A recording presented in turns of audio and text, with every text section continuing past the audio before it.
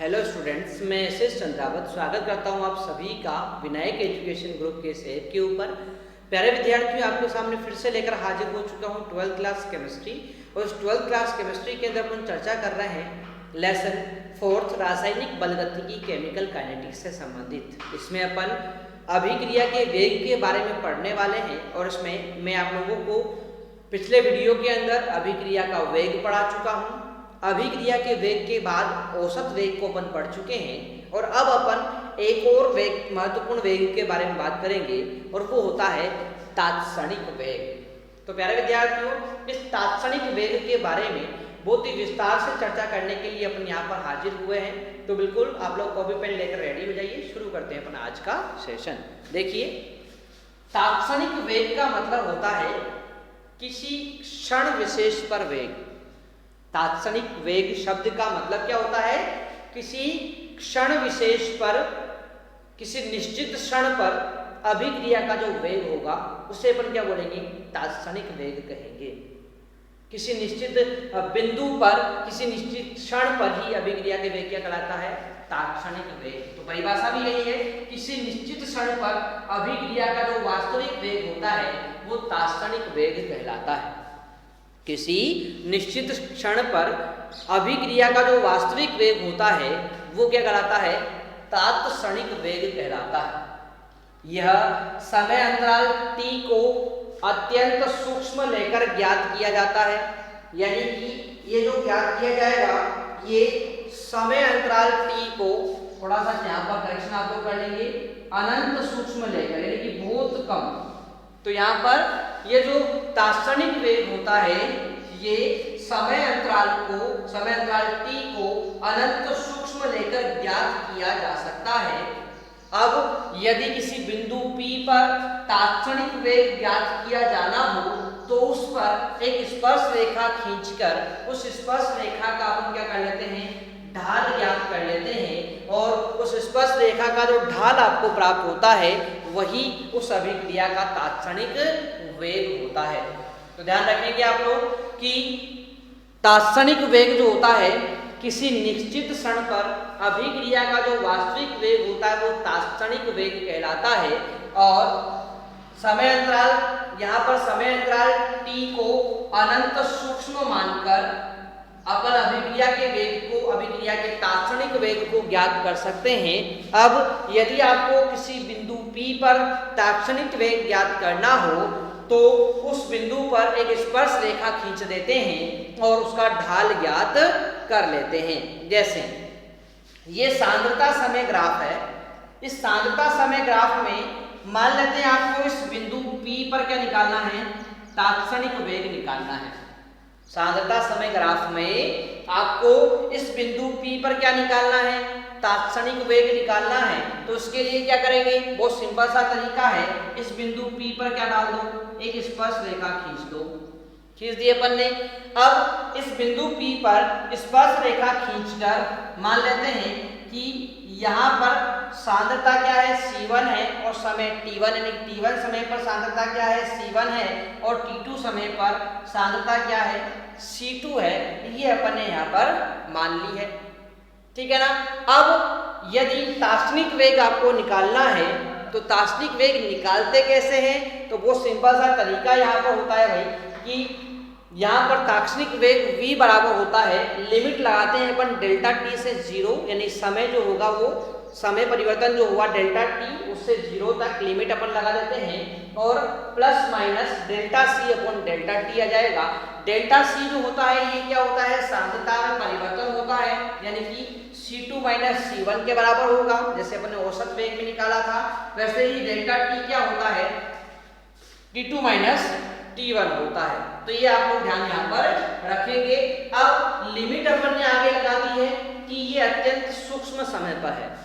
भाई लिमिट अपन ने delta t arrow 0 लगाई है तो इसका मतलब होता है कि ये अत्यंत सूक्ष्म समय पर है और अत्यंत सूक्ष्म, अनंत सूक्ष्म समय होने के कारण अपन डेल्टा की जगह क्या शब्द काम में लेते हैं? तात्क्षणिक के लिए d शब्द काम में लेते हैं। तो तात्क्षणिक वेग का फॉर्मूला हो जाता है प्लस माइनस dc बटे dt। तो ये बात आप लोग ध्यान रखेंगे कि आपका जो अभिक्रिया का औसत वेग होता है उसका फॉर्मूला अपन ने लिखा था प्लस माइनस डेल्टा सी बटे डेल्टा टी, और यहाँ पर तात्क्षणिक वेग का फॉर्मूला होता है प्लस माइनस डी सी बटे डी टी। ये बात आप लोग यहाँ पर ध्यान रखेंगे। अब बात करते हैं सर ये क्या चीज है यहाँ पर डी सी और डी टी। भाई वो तो वहाँ पर वो समझ में आ गया था कि डेल्टा सी तो होता है सांद्रता में परिवर्तन, डेल्टा टी होता है समय में परिवर्तन, परंतु ये डी सी डी टी का मतलब क्या होता है? तो भाई ये भी वही चीज है, बस परिवर्तन क्या हो रहा है? अनंत सूक्ष्म हो रहा है, ठीक है ना। यानी परिवर्तन क्या हो रहा है? अनंत सूक्ष्म परिवर्तन हो रहा है, बाकी सारी चीजें सेम ही होती है। तो देखो यहाँ डीसी जो होती है वो सांद्रता में अनंत सूक्ष्म परिवर्तन है। डीसी क्या है? सांद्रता में अनंत सूक्ष्म परिवर्तन है, अर्थात सांद्रता का अवकलज होता है आपका डीसी। और बात करें डीटी के बारे में, तो डीटी जो सांद्रता में परिवर्तन हुआ अनंत समय, अनंत परिवर्तन, अनंत सूक्ष्म परिवर्तन जो सांद्रता के अंदर हुआ, उस परिवर्तन में लगा अनंत सूक्ष्म समय होता है कौन? dt होता है जो समय का अवकलज होता है, ठीक है ना। तो इस प्रकार से ध्यान रखेंगे कि dc जो होता है, dc सांद्रता में हुआ अनंत सूक्ष्म परिवर्तन है, और dt जो होता है ये समय में हुआ, यानी कि उस परिवर्तन में हुए या परिवर्तन में लगे समय का अनंत सूक्ष्म समय जो होता है यहाँ पर इसको लिया जाता है। तो ये था अपना यहाँ पर तात्क्षणिक वेग के बारे में बात। अब आपको पता होना चाहिए कि प्रायोगिक रूप से अनंत सूक्ष्म परिवर्तन ज्ञात करना संभव नहीं होते हैं, यानी कि सांद्रता में अनंत सूक्ष्म परिवर्तन कितना हुआ इसको प्रायोगिक रूप से आप लोग ज्ञात नहीं कर सकते, और सांद्रता में परिवर्तन कितना हुआ ये किस समय के अंदर हुआ इसको भी आप लोग प्रायोगिक रूप से ज्ञात नहीं कर सकते। तो इसीलिए किसी निश्चित क्षण पर, किसी निश्चित बिंदु पर अभिक्रिया का वेग ज्ञात करने का, अभिक्रिया का तात्क्षणिक वेग ज्ञात करने का एक ही तरीका बचता है, और वो होता है कि स्पर्श रेखा खींचकर उसका ढाल ज्ञात कर लो, ठीक है ना। तो एक सिंपल सी बात आप लोग ध्यान रखेंगे कि कहीं पर भी यदि सांद्रता समय ग्राफ में किसी एक बिंदु पर अभिक्रिया का वेग पूछा जाए, किसी एक बिंदु पर सांद्रता समय ग्राफ के अंदर किसी एक बिंदु पर अभिक्रिया का वेग पूछा जाए, तो ध्यान रखना उसे अपन क्या बोलते हैं? तात्क्षणिक वेग कहते हैं। क्या बोलते हैं उसको? तात्क्षणिक वेग कहते हैं। और निकालते कैसे हैं? तो उस बिंदु पर एक स्पर्श रेखा खींच दो, उस स्पर्श रेखा का क्या निकाल लो? ढाल निकाल लो, वही अभिक्रिया का क्या हो जाता है? वेग हो जाता है। और निकालते कैसे हैं? तो मैंने आपको बता दिया, limit delta T tends to 0 हो जाएगा, plus minus delta C upon delta T, और इसको लिखते हैं प्लस माइनस डीसी बटे डीटी।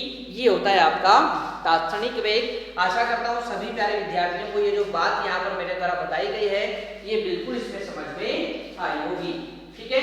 ये था अपना तात्क्षणिक वेग वाला पॉइंट है जो आपका यहीं पर समाप्त हो जाता है, तो इसको आप लोग यहाँ पर ध्यान रखेंगे। अब बढ़ते हैं अपन आगे की तरफ।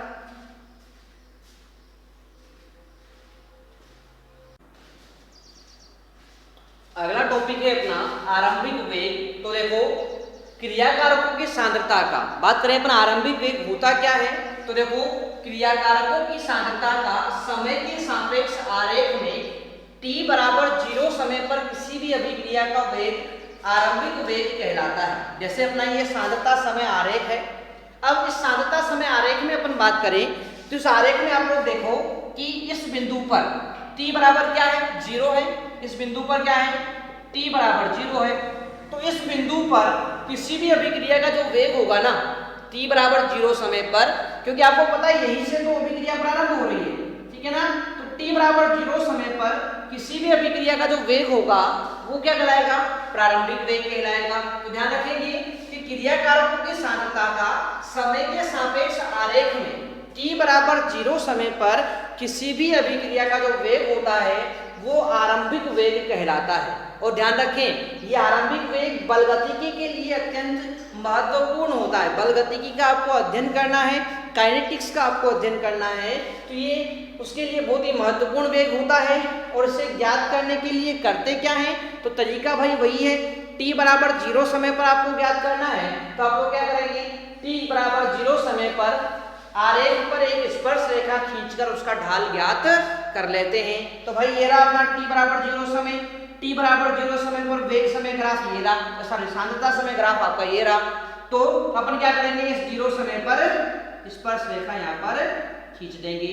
खींच दी अपन ने स्पर्श रेखा, और इस स्पर्श रेखा पर कोई दो बिंदु मानकर अपन क्या करेंगे, अभिक्रिया का वेग T1 समय पर C1 सांद्रता है, T2 समय पर C2 सांद्रता है। तो इस प्रकार से अपन आरंभिक वेग ज्ञात कर पाएंगे। उस आरंभिक वेग का फॉर्मूला क्या हो जाएगा, ध्यान रखें, tan थीटा बराबर delta C upon delta T हो जाता है। ठीक है, तो इस प्रकार से आज अपन ने इस सेशन के अंदर दो वेग के बारे में बहुत महत्वपूर्ण चर्चा की है। एक है तात्क्षणिक वेग और एक है आरंभिक वेग। इन दोनों को आप लोग बहुत अच्छे से कंप्लीट कर लेंगे। आप लोगों से इनसे संबंधित केवल परिभाषाएं पूछी जाती है कि किसी भी अभिक्रिया का वेग क्या होता है, औसत वेग क्या होता है, तात्क्षणिक वेग क्या होता है, इसका आरंभिक वेग क्या होता है। तो इनकी परिभाषाएं कभी आप लोगों से पूछ ली जाती है, तो इनको आप लोग यहाँ पर ध्यान रखेंगे। ठीक है मेरे विद्यार्थियों, तो ये था अपना आज का सेशन, जिसमें आप लोगों ने सभी प्रकार के वेग जो है वो यहाँ पर कंप्लीट कर लिए हैं। इससे संबंधित कहीं पर भी आपको कोई डाउट, कोई कंफ्यूजन हो तो उसे आप लोग कमेंट बॉक्स में कमेंट करें। मैं आप लोगों को वहाँ पर सारी चीज़ें समझाने का प्रयास करूँगा प्यारे विद्यार्थियों। तो मिलते हैं अपन नेक्स्ट सेशन में, तब तक के लिए take care, bye.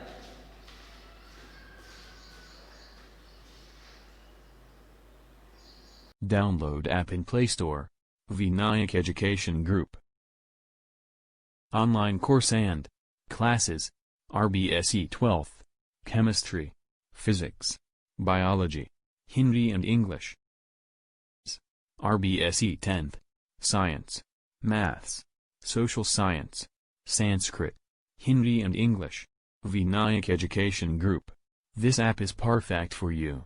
All RBSE classes in this app. Every day. Online classes of video lectures and weekly test challenge. Thanks for watching and download.